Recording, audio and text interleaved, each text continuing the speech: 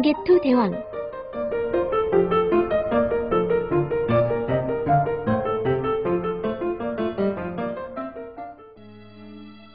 소스림 왕이 고구려를 다스리던 374년의 일이에요. 소스림 왕 동생의 집에 건강한 사내아이가 태어났어요. 사내아이의 아버지는 갓 태어난 아기를 품에 안으며 기쁨에 찬 목소리로 말했습니다. 목소리가 우렁찬 것을 보니 장차 훌륭한 사내가 되겠구나. 고구려인의 기상을 이어받아 무럭무럭 자라렴. 사내아이의 아버지는 아기의 이름을 담덕이라고 지었어요. 담덕은 어릴 적부터 눈에 띄는 아이였어요. 나이에 비해 덩치가 무척 컸고 도무지 겁을 낼 줄 모르는 용감한 아이였지요. 또한 어린 나이임에도 무예에 뛰어난 소질을 보였답니다. 소스림 왕은 그런 담덕을 유심히 지켜보았어요.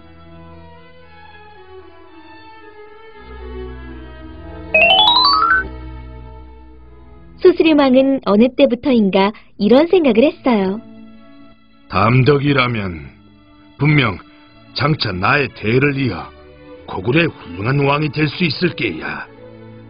소스림 왕에게는 그때까지 대를 이어갈 아들이 없었거든요. 그러나 담덕을 태자로 삼기도 전에 소스림 왕은 세상을 떠나고 말았어요. 곧 담덕의 아버지가 왕 위에 오르게 됐지요. 그가 바로 고국량 왕이랍니다. 담덕이 13살이 되던 해 고국량 왕이 조용히 담덕을 불렀어요. 담덕은 고국량 왕 앞에 나아가 무릎을 꿇었어요. 폐하, 부르셨습니까? 담덕아, 내 나이면 세자로 책봉하여도 충분하다고 생각한다. 고국량 왕이 마음을 굳힌 듯 단호히 말했어요.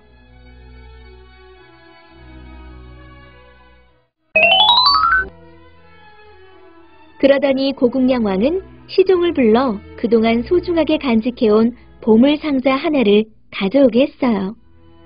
이윽고 고국량 왕이 상자를 열자 그 안에 칼 하나가 들어있었어요. 고국량 왕은 그 칼을 꺼내어 담덕에게 건네주었습니다. 아들아, 이 칼을 받아라. 담덕은 갑작스레 일어난 일에 조금은 놀랐지만 내색하지 않고 의젓하게 칼을 받아들었어요. 고국량 왕이 건네준 칼은 무척 오래되어 보였어요. 담덕의 눈에도 무척 귀중한 칼이라는 것을 알 수 있었지요. 이 칼은 무엇입니까? 이것은 고구려를 세우신 동명성왕 때부터 이어내려온 칼이다. 앞으로는 내가 이 칼을 소중히 간직하도록 하여라. 담덕은 칼을 자세히 살펴보았어요.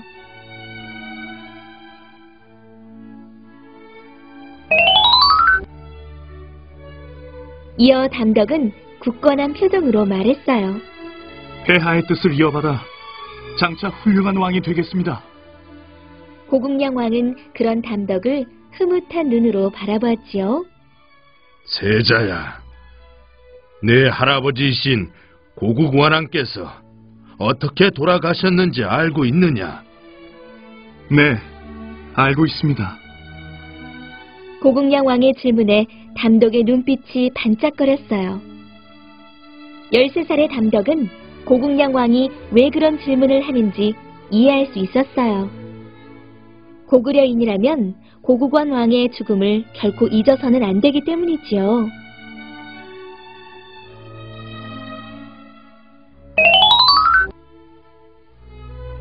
고구려의 고국원 왕은 백제의 근초고 왕에게 목숨을 잃었어요.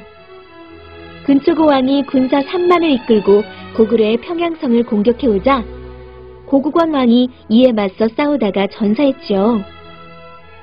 고국량 왕은 주먹을 불끈 쥐고 말했어요. 소스림 왕께서는 단 한 번도 고국 원왕의 죽음을 잊어본 적이 없다. 그리하여 기필코 백제의 복수를 하려 했으나 그 꿈을 이루지 못하고 원통하게 돌아가셨단다. 고국량 왕은 얼마 동안 아무 말 없이 눈을 감고 있다가 다시 말을 이어나갔어요. 이제는 우리 고구려의 힘이 충분히 갖추어졌으니 다른 나라에 보여줄 때가 된 것 같구나. 담덕은 고국량 왕의 말을 들으면서 원대한 꿈을 키워나갔어요.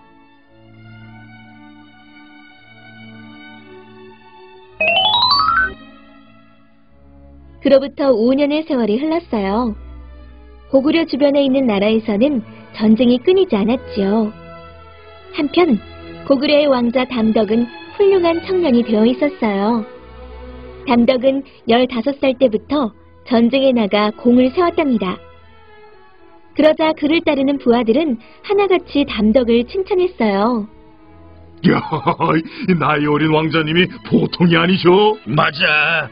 지금의 고국 양왕도 훌륭하시지만 나중에 담덕 왕자님이 왕이 되면 고구려는 더욱 강해질 거야. 이렇듯 그의 부하들은 담덕을 믿고 따랐지요.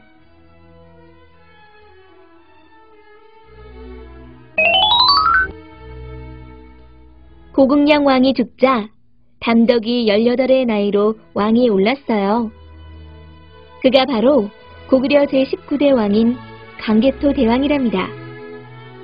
광개토 대왕은 제일 먼저 군사력을 강하게 만들기 위해 힘썼어요. 하루는 광개토 대왕이 신하들을 불러놓고 말했어요. 군사 4만을 이끌고 백제를 치려고 하오. 그러자 신하들의 눈이 휘둥그레졌어요. 백제는 만만히 볼 상대가 아닙니다. 섣불리 공격했다가는 우리 고구려가 큰 피해를 입을 수 있습니다. 그러나 이것은 핑계일 뿐 아직 어리고 미숙한 광개토 대왕을 쉽게 믿을 수 없었기 때문이지요.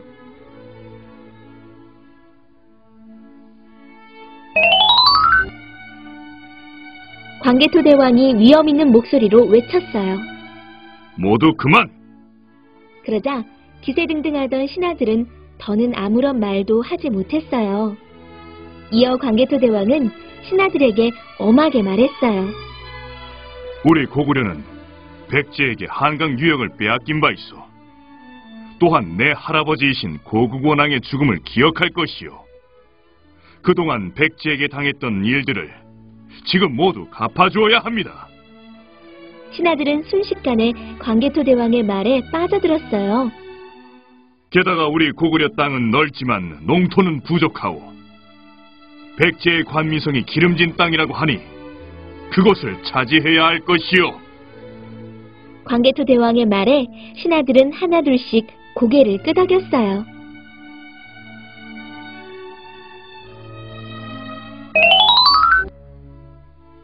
마침내 결전의 날이 다가왔어요. 군사들은 그동안 힘든 훈련을 하며 이날이 오기만을 기다렸지요. 광개토 대왕은 직접 4만의 군사를 이끌고 관미성을 향해 달려갔어요. 관미성은 한강과 서해가 만나는 곳에 있는 성이었지요. 비옥한 땅이 우리를 기다리고 있다. 광개토 대왕의 말에 군사들의 사기는 하늘을 찌를 듯했어요. 그러나 백제의 진사왕은 고구려군이 쳐들어온다는 소식에 별다른 두려움을 갖지 않았어요. 전쟁 경험도 적은 어린 왕이 감히 우리 백제를 치겠다고. 보나마나 우리가 이길 것이다. 그러나 진사왕의 예상은 빗나가고 말았어요.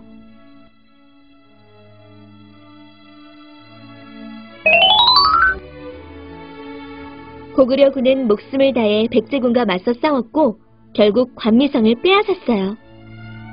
광개토 대왕의 승리 소식은 곧 고구려 왕실과 백성들에게 알려졌지요. 사람들은 모두 기뻐하며 광개토 대왕을 칭찬했습니다. 어린 시절부터 남다르더니 훌륭한 왕이 되실 줄 알았어. 백제 녀석들에게 이렇게 통쾌하게 복수를 하다니. 정말 속이 시원하구만. 아유, 그뿐인가. 앞으로는 폐하 덕분에 비옥한 땅에서 농사를 지을 수 있게 되었다고. 백성들은 광개토 대왕의 승리를 축하하며 하나같이 배불리 먹고 평화롭게 살 수 있는 나라를 꿈꾸었어요.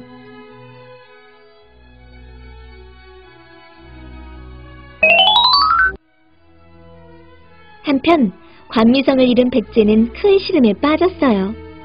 한강 유역의 비옥한 땅뿐만 아니라 중국과 외나라로 가는 서해 뱃길을 빼앗겼으니까요. 이 일로 백제의 진성왕은 괴로워하다가 그만 세상을 떠나고 말았답니다. 그러자 그의 조카인 아신왕이 왕위에 올랐어요. 관미성을 되찾지 못하면 백제에게 더는 밝은 미래가 없다.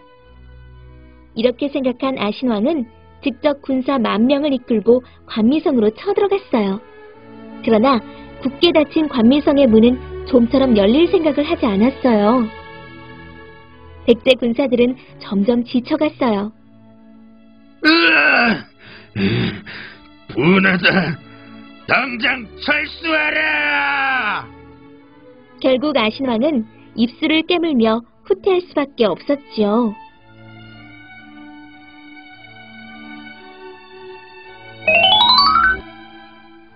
그러나 아신왕은 싸움을 포기할 수 없었지요. 그래서 이번에는 이렇게 명했어요. 군사 1만을 보내어 고구려의 수곡성을 빼앗도록 하라. 이에 고구려에서는 수곡성을 지키기 위해 군사 5,000명을 보냈어요.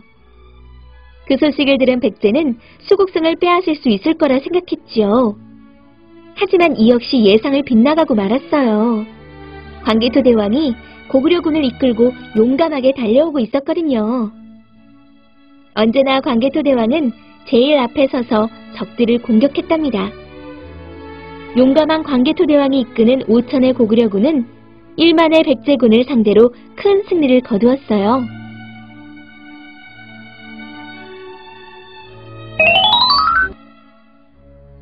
백제의 아신왕은 이 소식을 전해 듣고 몹시 실망했어요. 그러나 이대로 주저앉을 수만은 없었지요.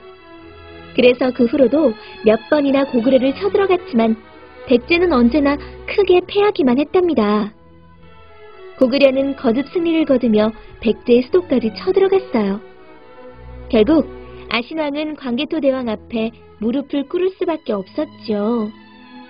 그러고는 광개토 대왕에게 많은 재물을 바쳐야 했답니다.